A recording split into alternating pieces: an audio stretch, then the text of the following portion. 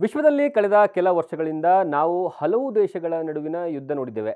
ಈ ಯುದ್ಧದಿಂದ ಯುದ್ಧ ಮಾಡುವ ದೇಶದ ಮೇಲೆ ಹೆಚ್ಚಿನ ಪರಿಣಾಮ ಬೀರೋದು ಎಲ್ಲರಿಗೂ ಗೊತ್ತಿರುವಂತಹ ವಿಚಾರ. ಆದರೆ ಈಗ ಅಮೆರಿಕ ಸಾರಿರೋ ತೆರಿಗೆ ಯುದ್ಧದಲ್ಲಿ ಹಲವು ದೇಶಗಳ ಆರ್ಥಿಕತೆಯೇ ಬುಡಮೇಲಾಗುವಂತಹ ಸಾಧ್ಯತೆಗಳು ಕಾಣಸಿಗ್ತಾ ಇದೆ. ಅಷ್ಟಕ್ಕೂ ಅಮೆರಿಕ ಸಾರಿರೋ ತೆರಿಗೆ ಯುದ್ಧದಿಂದ ಇಡೀ ವಿಶ್ವದ ಮೇಲೆ ಯಾವ ರೀತಿಯಾದಂತಹ ಪರಿಣಾಮವನ್ನು ಬೀರಲಿದೆ ಅಂತ, ಮತ್ತೆ ಅದರ ಜೊತೆಗೆ ಭಾರತಕ್ಕೆ ಇದರಿಂದ ಯಾವ ರೀತಿಯಾಗಿ ಲಾಭ ಆಗುತ್ತಾ ಅಥವಾ ನಷ್ಟ ಆಗುತ್ತಾ, ಇದರಿಂದ ಅಮೆರಿಕಗೆ ಯಾವ ರೀತಿಯಾಗಿ ಸಹಕಾರಿ ಆಗಲಿದೆ ಅನ್ನೋದರ ಕಂಪ್ಲೀಟ್ ರಿಪೋರ್ಟ್ ಅನ್ನ ಇವತ್ತಿನ ಈ ವಿಡಿಯೋದಲ್ಲಿ ನೋಡ್ಕೊಂಡು ಬರೋಣ ಬನ್ನಿ. ಇದೇ ಈ ಹೊತ್ತಿನ ವಿಶೇಷ. ನಾನು ಜಗದೀಶ್ ಕಾಶಂಪೂರ್. ಅಮೆರಿಕಕ್ಕೆ ಶೀತ ಆದರೆ ಜಗತ್ತಿಗೆ ನೆಗಡಿ ಆಗತ್ತಂತೆ. ಮದ್ದು ಸಿಗೋವರೆಗೂ ಸಹಿತ ಸಂಕಟದ ನರಳಾಟ. ಇದು ವಿಶ್ವದ ಆರ್ಥಿಕ ವ್ಯವಸ್ಥೆಯಲ್ಲಿ ಸದಾ ಕೇಳಿ ಬರ್ತಾ ಇರುವಂತಹ ಅರ್ಧ ಶತಮಾನದ ಗಾದೆ. ಈಗ ಅಮೆರಿಕ ಟ್ಯಾಕ್ಸ್ ತಣ್ಣೀರು ಸ್ನಾನ ಮಾಡಿ ಜಗತ್ತಿಗೆ ಶೀತ ಜ್ವರ ಬರೋ ಹಾಗೆ ನಾಂದಿ ಹಾಡಿದೆ. ಅಮೆರಿಕದ ಅಧ್ಯಕ್ಷ ಡೊನಾಲ್ಡ್ ಟ್ರಂಪ್ ತೆರಿಗೆ ಘೋಷಣೆ ಎಷ್ಟು ಎಫೆಕ್ಟ್ ಆಗಿದೆ ಜಗತ್ತಿಗೆ ಅಂದರೆ ಇಡೀ ಜಗತ್ತೇ ತಲ್ಲಣಗೊಂಡಿದೆ. 2008 ಮತ್ತು 2009 ಕಾಲಘಟ್ಟದ ಜಾಗತಿಕ ಆರ್ಥಿಕ ಹಿಂಜರಿತದ ಭಯ ಈಗ ಎಲ್ಲೆಡೆ ಮತ್ತೊಮ್ಮೆ ಆವರಿಸ್ತಾ ಇದೆ. ಎರಡನೇ ಬಾರಿಗೆ ಡೊನಾಲ್ಡ್ ಟ್ರಂಪ್ ಅಮೆರಿಕ ಅಧ್ಯಕ್ಷರಾಗಿ ಆಯ್ಕೆಯಾಗಿ ಬಂದ ಮೇಲೆ ಇಡೀ ವಿಶ್ವದ ಬರೋಬ್ಬರಿ 180 ದೇಶಗಳ ಮೇಲೆ ಪ್ರತಿಸುಂಕದ ಚಾಟಿ ಏಟು ಈಗ ದೊಡ್ಡ ಮಟ್ಟದಲ್ಲಿ ಪರಿಣಾಮ ಬೀರಿದೆ. ಇದರಿಂದ ಭಾರತ ದೇಶವು ಹೊರತಾಗಿಲ್ಲ. ಭಾರತದ ಮೇಲೆ 27% ಸುಂಕವನ್ನು ವಿಧಿಸಲಾಗಿದೆ. ಇನ್ನು ಚೀನಾಗೆ 54%, ವಿಯೆಟ್ನಾಂಗೆ 46%, ಬಾಂಗ್ಲಾದೇಶಕ್ಕೆ 37% ಮತ್ತು ಥೈಲ್ಯಾಂಡ್ ಮೇಲೆ 36% ತೆರಿಗೆಯನ್ನು ವಿಧಿಸಲಾಗಿದೆ. ಇದರ ಜೊತೆಗೆ ಯುರೋಪ್ ರಾಷ್ಟ್ರಗಳ ಮೇಲೂ ಸಹಿತ ಸುಂಕ ವಿಧಿಸಿ ಎಲ್ಲಾ ದೇಶಗಳ ಕೆಂಗಣ್ಣಿಗೆ ದೊಡ್ಡಣ್ಣ ಈಗ ಗುರಿಯಾಗಿದ್ದಾರೆ.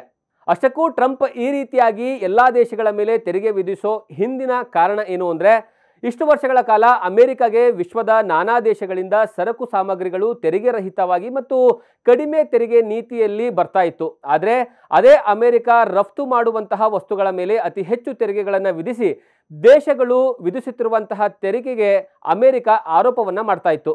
ಹೀಗಾಗಿ ನಾವು ಆಮದು ವಸ್ತುಗಳ ಮೇಲೆ ತೆರಿಗೆಯನ್ನು ಇನ್ನು ಮುಂದೆ ವಿಧಿಸ್ತೇವೆ ಅಂತ ಅಮೆರಿಕ ಹೇಳ್ಕೊಂಡಿದೆ. ಇದರಿಂದ ಯುಎಸ್ಗೆ ಬರೋಬ್ಬರಿ 700 ರಿಂದ 800 ಬಿಲಿಯನ್ ಡಾಲರ್ನಷ್ಟು ಸಂಗ್ರಹ ಮಾಡುವಂತಹ ಗುರಿಯನ್ನು ಹೊಂದಿದ್ದು, ಇದರಿಂದ ಅಮೆರಿಕದ ಸಾಲ ತೀರಿಸುವಂತಹ ಲೆಕ್ಕಾಚಾರದಲ್ಲಿ ಡೊನಾಲ್ಡ್ ಟ್ರಂಪ್ ಇದ್ದಾರೆ. ಇನ್ನು ಟ್ರಂಪ್ರ ಈ ನೀತಿಯಿಂದಾಗಿ ವಿಶ್ವದ ಆರ್ಥಿಕತೆಯ ಮೇಲೆ ಪ್ರತ್ಯಕ್ಷ ಮತ್ತು ಪರೋಕ್ಷವಾದಂತಹ ಪರಿಣಾಮ ಬೀರ್ತಾ ಇದ್ದಾವೆ. ಯಾವಾಗ ಟ್ರಂಪ್ ತೆರಿಗೆ ನೀತಿ ಘೋಷಣೆ ಮಾಡಿದ್ರೋ ಆಗಿನಿಂದನೂ ಸಹಿತ ಯುಎಸ್ ಸೇರಿ ವಿಶ್ವದ ಹಲವು ಷೇರು ಮಾರುಕಟ್ಟೆಯಲ್ಲಿ ದೊಡ್ಡ ಮಟ್ಟದಲ್ಲಿ ರಕ್ತದೋಕುಳಿಯೇ ಆಗ್ತಾ ಇದೆ. ಅಮೆರಿಕ ಮಾರುಕಟ್ಟೆಯಲ್ಲಿ 2020 ಬಳಿಕ ಅತಿ ದೊಡ್ಡದಾದಂತಹ ಅಲ್ಲೋಲ ಕಲ್ಲೋಲ ಸೃಷ್ಟಿಯಾಗ್ತಾ ಇದೆ. ಇದೇ ಮೊದಲ ಬಾರಿಗೆ ಒಂದೇ ದಿವಸದಲ್ಲಿ $2,40,000 ಕೋಟಿ ಮೌಲ್ಯದ ದೊಡ್ಡ ಮಟ್ಟದಲ್ಲಿ ಕುಸಿತ ಕಂಡಿದೆ. ಆಪಲ್ ಕಂಪನಿಗಳ ಷೇರು ಒಂದೇ ದಿನದಲ್ಲಿ 9.2% ಕುಸಿತ ಕಂಡಿದ್ರೆ, ನಿವಿಡಿಯಾ ಷೇರು 7.8% ಕುಸಿತ ಕಂಡಿದೆ. ಇನ್ನು ಅಮೆಜಾನ್ ಕಂಪನಿಯ ಷೇರು 9% ನೆಲಕಚ್ಚಿದ್ರೆ, ಮೈಕ್ರೋಸಾಫ್ಟ್ನ ಷೇರು 2.4% ಕುಸಿತವನ್ನು ಕಂಡಿದೆ. ಅಮೆರಿಕದ ನಾಗರಿಕರ ಮೇಲೂ ಇದು ಹೇಗೆ ಪರಿಣಾಮ ಬೀರಲಿದೆ ಅಂತಂದ್ರೆ, ಅಮೆರಿಕ ಜನರ ಅತಿ ಪ್ರಿಯವಾಗಿರ್ತಕ್ಕಂತಹ ಮೊಬೈಲ್ ಅಂದ್ರೆ ಅದು ಐಫೋನ್ ಬೆಲೆ 43% ಏರಿಕೆ ಆಗಲಿದೆ ಅಂತ ಮೊಬೈಲ್ ಮಾರುಕಟ್ಟೆ ಅಂದಾಜಿಸ್ತಾ ಇದೆ. ಆಪಲ್ ಐಫೋನ್ ಹೆಚ್ಚಾಗಿ ಚೀನಾ ಮತ್ತು ಭಾರತದಲ್ಲಿ ಉತ್ಪಾದನೆ ಆಗುತ್ತೆ. ಚೀನಾದ ಮೇಲೆ 34% ಆಮದು ಸುಂಕ ವಿಧಿಸಿದೆ. ಹೀಗಾಗಿ ಚೀನಾದಿಂದ ಅಮೆರಿಕಕ್ಕೆ ಐಫೋನ್ ರಫ್ತು ಮಾಡಿದ್ರೆ ಸುಂಕದ ಸುಂಟರ ಗಾಳಿಯೇ ಏಳಲಿದೆ. ಆದರೆ ಆಮದು ಸುಂಕದ ಹೊರೆಯನ್ನ ಗ್ರಾಹಕರಿಗೆ ವರ್ಗಾಯಿಸೋದು ಕಂಪನಿಗಳಿಗೆ ಅನಿವಾರ್ಯವಾಗಿದೆ. ಸದ್ಯ ಐಫೋನ್ 16 ಮಾಡೆಲ್ ಬೆಲೆ $799 ಇದ್ದು, ಈಗ ಸುಂಕ ಹೆಚ್ಚಳ ಆದಮೇಲೆ $1,142ಗೆ ಏರಿಕೆ ಆಗಲಿದೆ.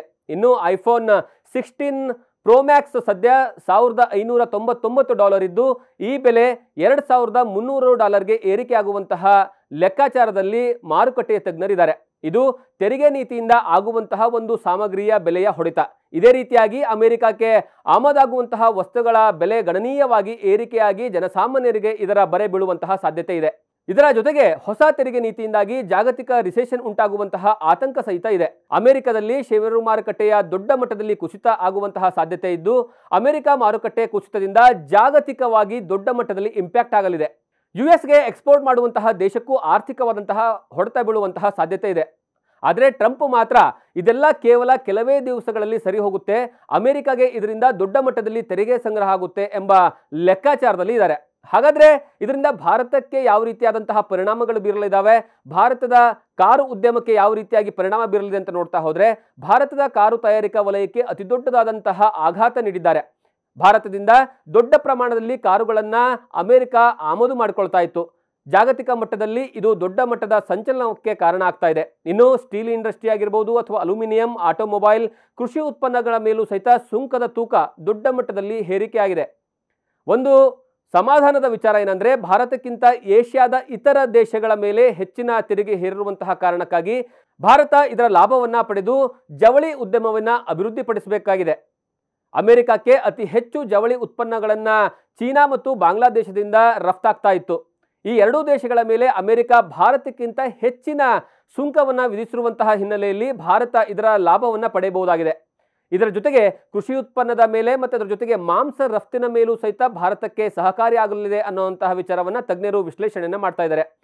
ಸದ್ಯ ಭಾರತ ತೆರಿಗೆ ನೀತಿಯ ವಿರುದ್ಧವಾಗಿ ಮಂಕಾಗಿ ಕೂರದೆ ಇದರ ಲಾಭವನ್ನ ಪಡೆದರೆ ಭಾರತದ ಜವಳಿ ಉದ್ಯಮ ಆಗಿರಬಹುದು ಅಥವಾ ಇದರ ಜೊತೆಗೆ ಉಳಿದಿರ್ತಕ್ಕಂತಹ ಬೇರೆ ಉದ್ಯಮಗಳನ್ನು ಸಹಿತ ಬೆಳವಣಿಗೆ ಮಾಡಿಕೊಳ್ಳಬಹುದು ಅನ್ನುವಂತಹ ವಿಚಾರ ತಜ್ಞರು ವಿಶ್ಲೇಷಣೆಯನ್ನ ಮಾಡ್ತಾ ಇದ್ದಾರೆ. ಇದೇ ಈ ಹೊತ್ತಿನ ವಿಶೇಷ. ಇದೇ ರೀತಿಯಾದಂತಹ ನ್ಯೂಸ್ ಕಂಟೆಂಟ್ಗಳಿಗಾಗಿ ನೋಡ್ತಾ ಇರಿ ನ್ಯೂಸ್ ಫಸ್ಟ್ ಸ್ಪೆಷಲ್. ನಿರ್ಭೀತಿಯಿಂದ ನಿಮ್ಮ ಪರವಾಗಿ.